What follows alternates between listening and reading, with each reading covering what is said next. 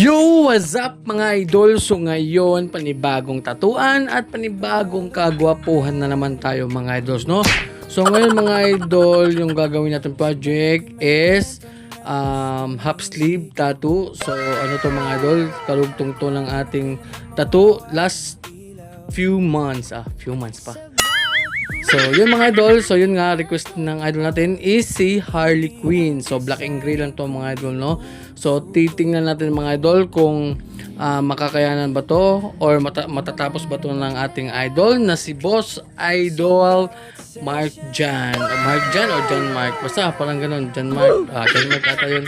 So, yun mga idol. Tingnan natin. Kasi medyo hindi kondisyon yung katawan dito ng ating client, kaya titingnan natin. So, yung mga needles na ginamit natin dito mga idol ay dalawang sizes lang, no?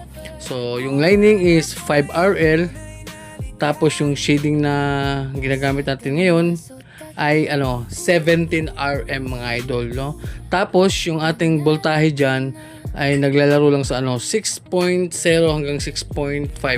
So, hanggang diyan lang mga idol kasi nga yun lang talaga para hindi dandahan lang tayo ba.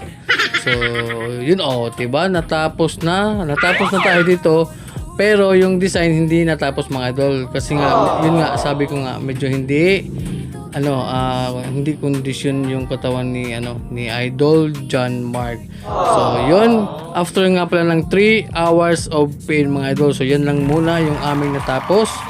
So, kulang pa talaga yan mga idol. So, yung sa may bandang muka, so may pa yan, may shading pa dyan mga idol. So, pero babalik pa yan si Boss Idol John Mark. So, abangan nyo lang mga idol. And God bless mga idol. Forever, kung hanap mo'y tunay na likha sa Damaso Tattoo.